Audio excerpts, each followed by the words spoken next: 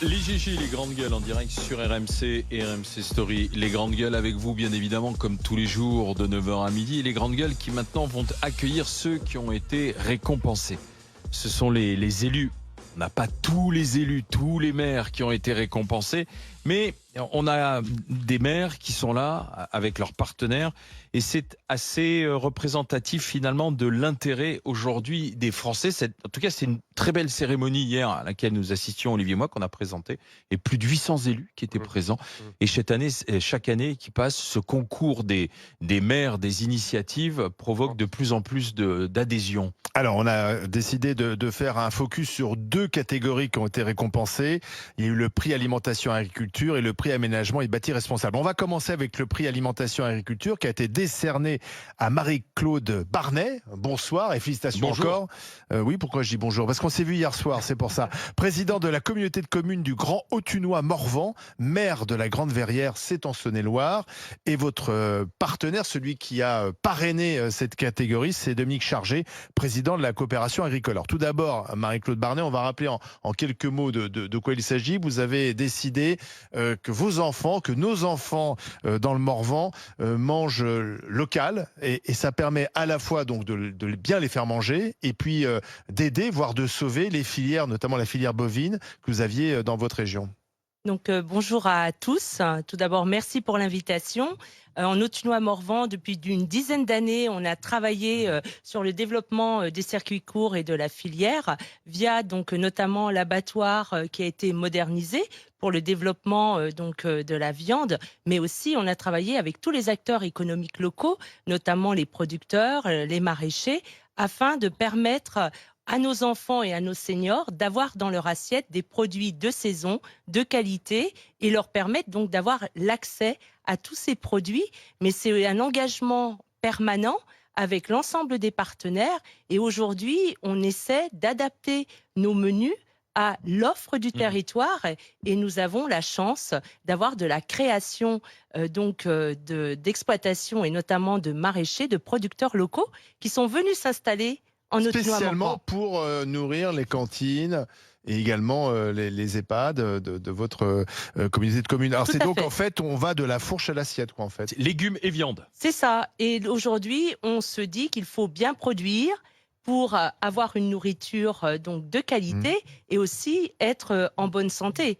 Et aujourd'hui, nous avons éduqué les enfants, sensibilisé, et ça a permis donc aux enfants d'accompagner les parents.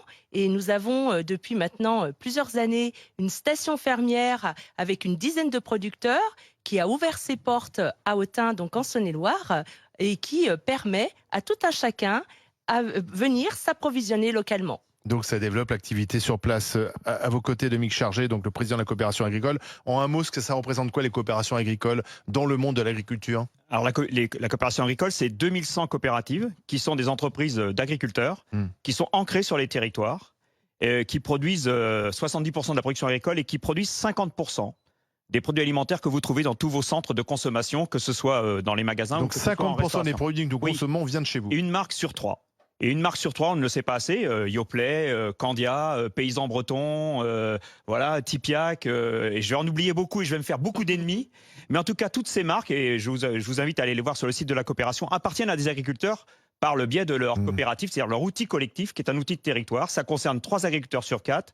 Et ça emploie, je tiens à le dire quand même, 200 000 personnes sur l'ensemble de nos territoires. Et la spécificité de notre modèle, c'est que, bien sûr, pour nous, ce qui est important, c'est de produire localement et de produire pour nourrir nos compatriotes. La France était le pays agricole de l'Europe. Absolument. Donc des initiatives comme celle de Anna Le Maire, ça redonne du dynamisme à un moment où l'agriculture française est fragilisée, justement. Absolument. Et là, nous voulons profiter de ce moment, que ce soit le Salon des maires ou les élections municipales l'année prochaine, pour alerter, pour interpeller, pour mobiliser.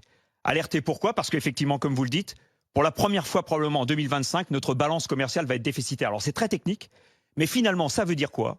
Ça veut dire que la France ne se nourrit plus, nous importons plus que nous exportons. Et ça sera la première fois depuis 1978. Absolument. Ça veut dire que ce que fait Madame Barnet est extrêmement important. Les assiettes de nos cantines, les assiettes de notre restauration collective de manière générale se vident des produits agricoles français pour se remplir de produits importés. Comment vous l'expliquez? Je vous l'explique parce que depuis 20 ans, la compétitivité de nos organisations, de notre agriculture, de notre agroalimentaire a été diminuée. On voit notre capacité de production s'affaiblir. On voit surtout beaucoup de contraintes administratives, de réglementations en France qui finalement empêchent les agriculteurs de produire.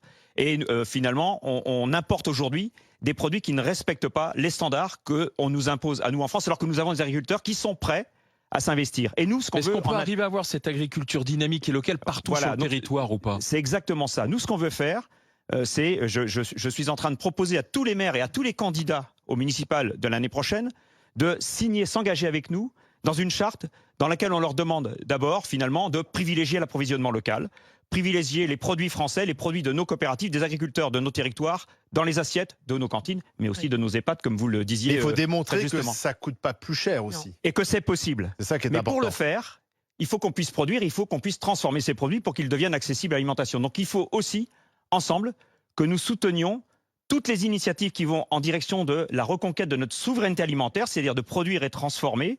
Il faut que nous soutenions aussi toutes les initiatives qui vont en direction des transitions, parce que nous sommes très engagés sur les transitions alimentaires, les transitions écologiques bien entendu, les transitions énergétiques qui sont aussi très importantes sur nos territoires. Et enfin, le troisième point, on veut aussi les interpeller pour que finalement ils nous aident à recréer du dialogue entre les agriculteurs, notre agriculture et nos concitoyens. Pourquoi?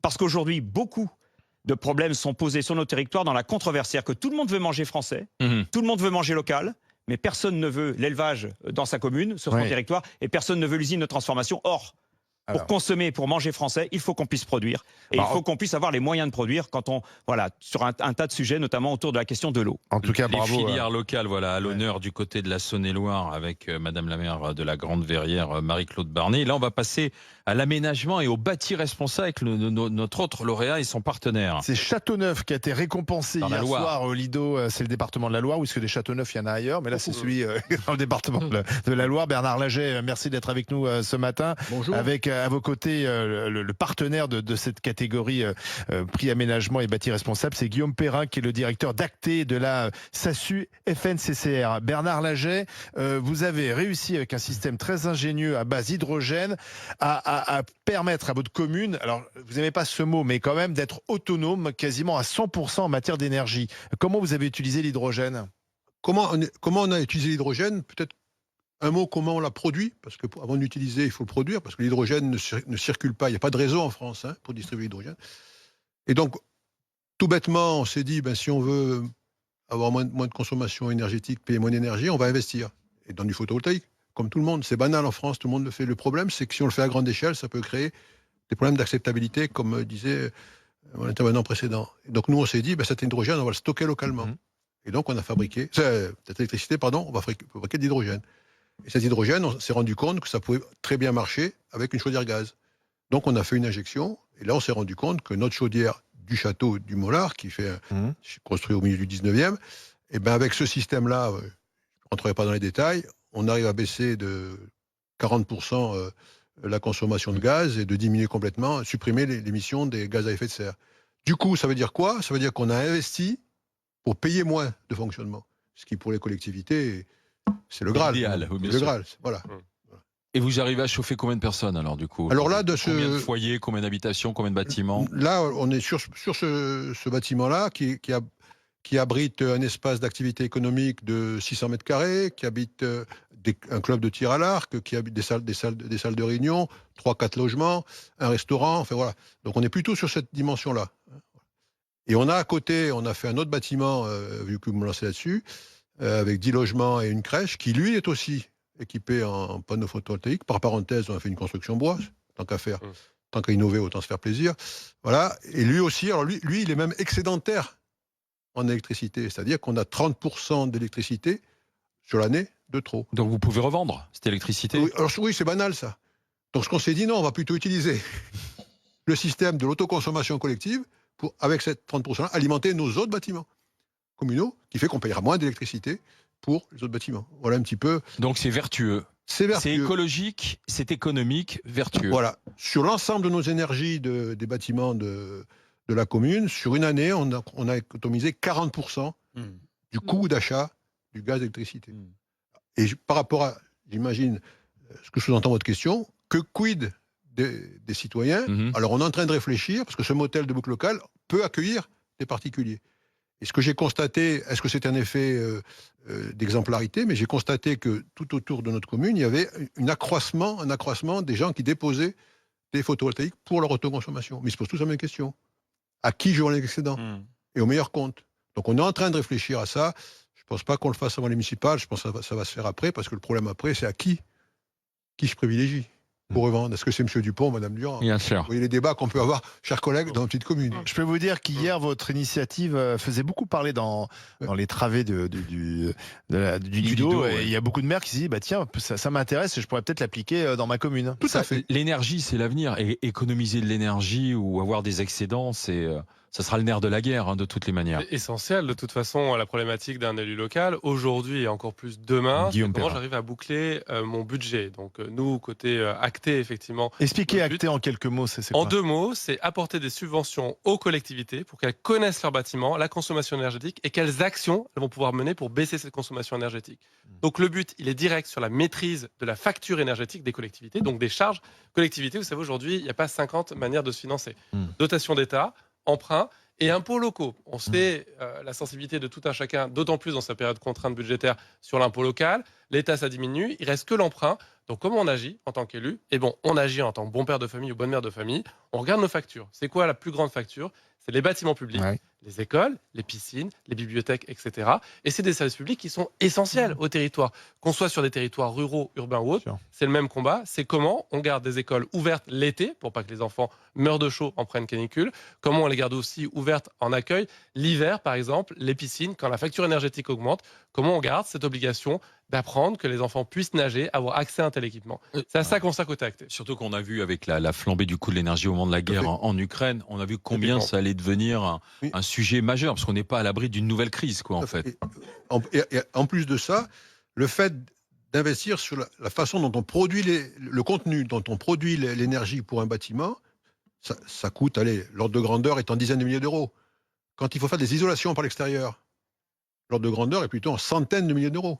Donc là, il y a un équilibre économique à trouver. Dans tous les cas, ce que l'on voit avec vous deux, que ce soit du côté de la Loire ou du côté de la Saône-et-Loire, on voit comment les maires, finalement, prennent des initiatives loin de Paris aussi. C'est comment vous arrivez à transformer le quotidien pour les habitants, quoi, en fait.